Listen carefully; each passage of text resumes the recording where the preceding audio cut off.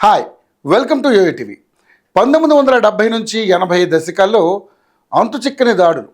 1990లో collector ఆదేశాలతో ఆదివాసీలు గుట్ట దిగారా? పామనూరులో ఊచకోతతో గ్రామాలు బెంబేలెత్తిపోయాయా? ఇప్పటికీ కూడా ఎందుకు గిరిజనులు అటువైపు తొంగి చూడడం లేదు? మావోయిస్టులకు సేఫ్ ప్లేస్గా ఎలా మారింది? అసలు కర్రెగుట్టల్లో ఏముంది? యురేనియం, ఐరన్, డైమండ్స్ ఉన్నాయా? ఈ స్టోరీలో తెలుసుకుందాం.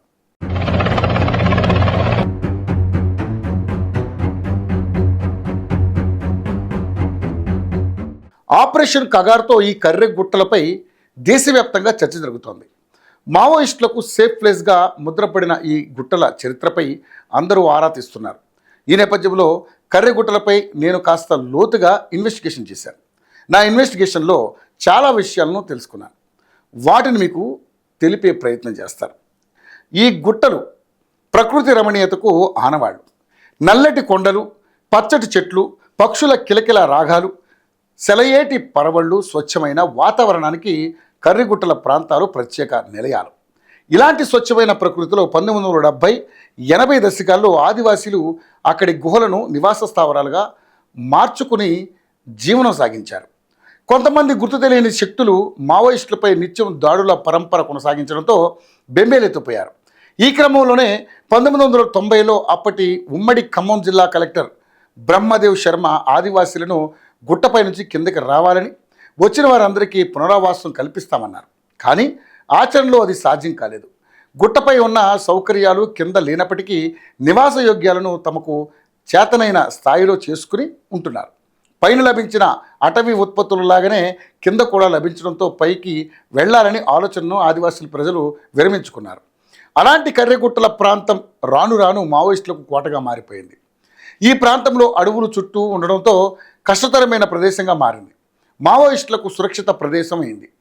భద్రతా దళాలు మావోయిస్టులను ఎదుర్కోవడానికి, కార్యకలాపాలను అణిచివేయడానికి తరచుగా ఇక్కడ ఆపరేషన్లు నిర్వహిస్తూ ఉంటారు. ఈ ప్రాంతంలో భద్రతా దళాలు మావోయిస్టుల మధ్య తరచూ కాల్పులు జరుగుతూనే ఉంటాయి. ఈ క్రమంలో భారీ ఎన్కౌంటర్లు జరిగిన సందర్భాలు ఉన్నాయి. ఈ గొడవలో చిక్కుకొని కొంతమంది అమాయక ఆదివాసీలు ప్రాణాలు సైతం కోల్పోయారు. కర్రెగుట్టల ప్రాంతంలో మావోయిస్టుల కార్యకలాపాలు, భద్రతా దళాల ఆపరేషన్ల నేపథ్యంలో శాంతి చర్చలు జరపాలని ఆదివాసీ సంఘాలు, కుల సంఘాలు, పలు పార్టీ నేతలు కోరుకున్నారు. అయితే కర్రెగుట్టల ప్రాంతం దాదాపు 287 ఎకరాల విస్తీర్ణంలో ఉంటుంది. నల్లటి గుట్టలతో కనిపిస్తుంది. ఈ గుట్టల్లో ఐరన్కు సంబంధించినటువంటి ముడిసరుకు ఉందా అనేది అక్కడి ఆదివాసీలకు తెలియదు. కాళ్ళ కిందనే ఖనిజ సంపద ఉందనేది వారు గ్రహించలేరు. కర్రెగుట్టల ప్రాంతానికి అతి సమీపంలో ఉన్న ఛత్తీస్గఢ్ ప్రాంతంలో ఎక్కడ తవ్వినా డైమండ్స్ బయటకు వస్తాయనే ప్రచారం ఉంది. దేశంలో జార్ఖండ్, ఛత్తీస్గఢ్, మధ్యప్రదేశ్లోని అటవీ ప్రాంతాల్లో ఎక్కువగా ఖనిజ సంపద ఉందనే ప్రచారం ఉంది. ఈ కర్రెగుట్టల గుహల ప్రాంతంలో యురేనియం పాయింట్స్ ఉన్నట్లుగా కూడా మావోయిస్టులు గుర్తించారా? ఇది గమనించిన కేంద్ర ప్రభుత్వం అక్కడ మకాం వేయాలనుకుంటుందా? అందుకే మావోయిస్టులు, కేంద్ర బలగాలకు మధ్య యుద్ధం జరుగుతుందా?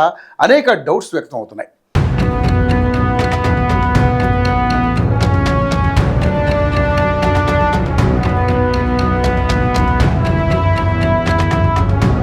మాస్టర్ మైండ్స్ కామర్స్ చదవాలనుకునే 10th ఇంటర్ విద్యార్థుల తొలి ఎంపిక. కర్రెగుట్టల ప్రాంతంలో యురేనియం, ఐరన్, డైమండ్స్తో పాటు 29 రకాల ఖనిజాలు ఉన్నట్లుగా కేంద్ర ప్రభుత్వం గుర్తించినట్లుగా ప్రచారం అయితే జరుగుతోంది. అందుకోసమే గత 10 ఏళ్ల కిందట కర్రెగుట్టల ప్రాంతానికి హెలికాప్టర్ వచ్చిందని స్థానికంగా తెగ మాట్లాడుకున్నారు. 10 ఏళ్ల క్రితం కర్రెగుట్టల ప్రాంతంలో కూలిపోయిన హెలికాప్టర్ ఆనవాళ్లు ఇప్పటికీ అక్కడ ఉన్నట్లుగా సమాచారం. ఖనిజ సంపద సర్వే కోసం వెళ్ళి పడిపోయిందా, లేదా మరే పనికైనా సరే వెళుతూ అనుకోకుండా ఎత్తుగా ఉన్న గుట్టను సిగ్నల్స్ లేని కారణంగా ఢీకొట్టిందా అనేది ఇప్పటికీ ప్రశ్నార్థకమే. 1990లో అంతగా టెక్నాలజీ లేదు. అలాంటి సమయంలోనే గుర్తు తెలియని శక్తులు ఆదివాసీలపై దాడి ఎందుకు చేశారో వారికి అర్థం కాలేదు. గుట్టల ప్రాంతం నుండి కింద ప్రాంతంలో ఆవాసాలు ఏర్పాటు చేసుకుని నివాసం ఉంటున్న ఓ గ్రామం పామనూరు గ్రామస్తులను ఎందుకు ఊచకోత కోశారు? ఇప్పటికీ సమాధానం లేని ప్రశ్నగా మిగిలిపోయింది. కర్రెగుట్టల పైనుంచి వచ్చిన ఆదివాసీలు కానూరు జిల్లా కాలనీ, డోలి, చెలిమల, పామనూరు, కలిపాక, ముత్తారం, పెంక, వాగు, సీతారాంపురం, పెనుగోటి కాలనీ, ఒంటిమామిడి, బొల్లారం, ఆరుగంటపల్లి, ప్రగళ్లపల్లి, మార్మూరు, కరివేణిగుంప, మల్లాపురం గ్రామాలను ఆవాసాలుగా చేసుకుని ప్రస్తుతం నివాసం ఉంటున్నారు. తాజాగా కర్రిగుట్టల ప్రాంతంలో భద్రతా బలగాలకు మావోయిస్టులకు జరుగుతున్న సంఘర్షణతో ఆదివాసీ గ్రామాలు బిక్కుబిక్కుమంటున్నాయి. కర్రిగుట్టల ప్రాంతంలో విరివిగా డైమండ్స్కు సంబంధించినటువంటి ముడిసరుకు, ఐరన్కు సంబంధించినటువంటి ముడిసరుకు కూడా లభ్యమవుతుందనే విస్తృత ప్రచారం సాగుతుంది. అయితే ఐరన్, యురేనియం, డైమండ్స్తో పాటు 29 రకాల ఖనిజ ఉత్పత్తికి మావోయిస్టులు అడ్డుగా ఉన్నారని కేంద్ర ప్రభుత్వం ఇక్కడ దాడులకు పూనుకుందా? అనేక చర్చలు జరుగుతున్నాయి. అయితే కర్రిగుట్టల ప్రాంతంలో నిక్షిప్తమై ఉన్నటువంటి యురేనియం తవ్వకాల కోసం ప్రత్యేక టన్నెల్స్ ద్వారా రైలు మార్గం వేసేందుకు ప్రణాళిక చర్యలు కేంద్ర ప్రభుత్వం చేపడుతుందనేది మరో వాదన. యురేనియం విమానం సంబంధిత మెటీరియల్ కోసం ఉపయోగిస్తారు. ఇది బంగారం కంటే విలువైన ఖనిజంగా భావిస్తుంటారు. ఇకపోతే రాళ్లలో ఐరన్ లభించడంతో పాటు కర్రిగుట్టల ప్రాంతంలో డైమండ్స్ సంబంధించినటువంటి కొన్ని కడ్డీలు మొక్కల్లాగా భూమిలో నుండి పైకి ఎదుగుతాయట. భూమి నుంచి బయటకు వచ్చినటువంటి నిటారుగా నిలిచి ఉంటాయట. అంతేగాక ఈ ప్రాంతంలో ఐరన్ నిక్షేపాలు ఉన్నాయని, ఒక్క చిన్న రాయి తీసుకొచ్చి కొలిమిలో పడితే గొడ్డలి తయారయ్యేంత ఇనుప ఖనిజం వస్తుందని అక్కడి వారు తెగ మాట్లాడుకుంటున్నారు. మొత్తంగా ఆపరేషన్ కగార్ నేపథ్యంలో రకరకాల చర్చలు అయితే జరుగుతున్నాయి. ఇందులో ఏది నిజమనేది క్లారిటీ రావాలంటే కొద్ది రోజులు ఆగాల్సిందే.